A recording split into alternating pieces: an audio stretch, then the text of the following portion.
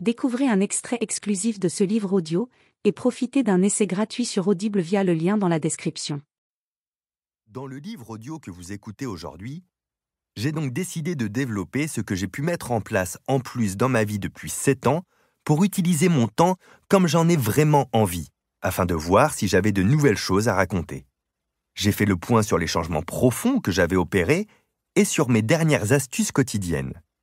Au bout de 48 heures, j'étais certain d'une chose.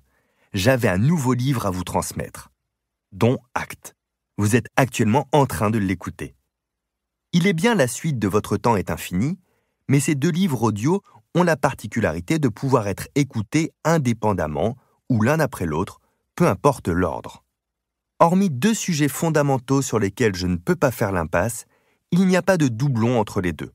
Par ailleurs, vous avez énormément d'astuces pratiques et quotidiennes dans le premier et des astuces plus fondamentales dans celui-ci. Votre temps est votre bien le plus intime, le plus précieux.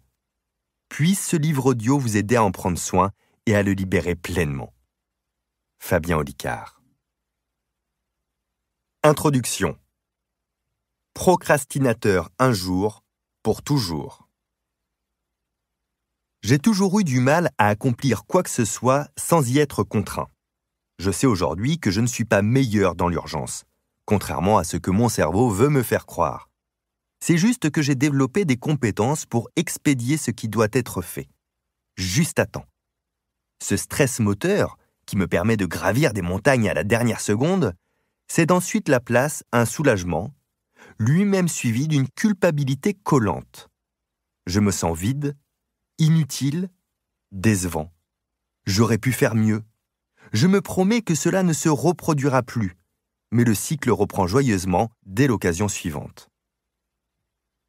Cela a été mon quotidien dès mon plus jeune âge.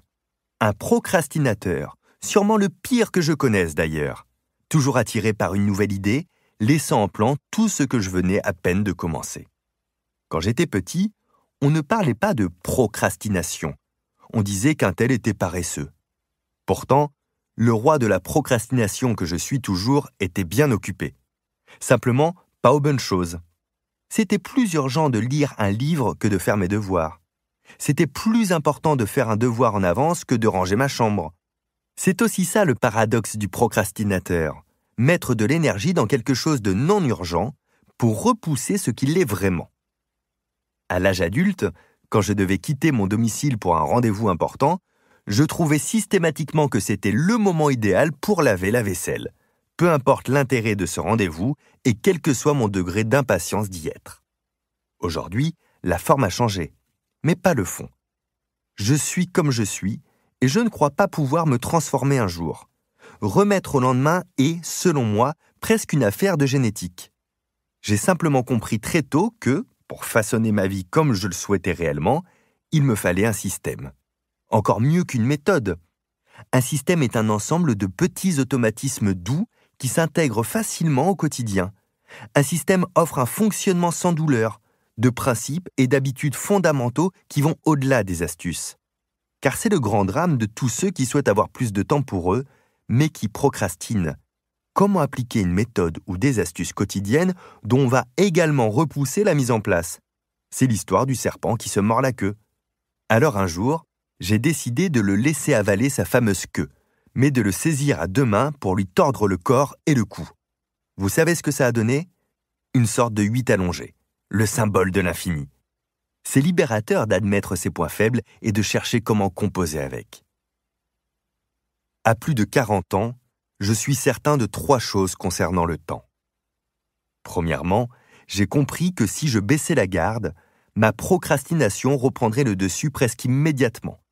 Comme un alcoolique ou un drogué, il ne faut pas chercher à changer qui l'on est, mais simplement s'efforcer d'être abstinent. Un procrastinateur abstinent. Les choses s'améliorent lorsque les mots sont posés. Deuxièmement, j'ai admis que le manque de temps est souvent une illusion. Je déteste dire cela, car ça me responsabilise, mais nous aurons l'occasion d'y revenir et de briser le miroir des illusions. Troisièmement, j'ai accueilli une vérité simple, enfouie tant nous la craignons tous. Seul le temps est éternel. Nous sommes donc responsables de ce que nous faisons de la portion qui nous est allouée. Procrastinateurs, donnons-nous la main pour nous y mettre. Livre audio complet gratuit disponible en description de cette vidéo.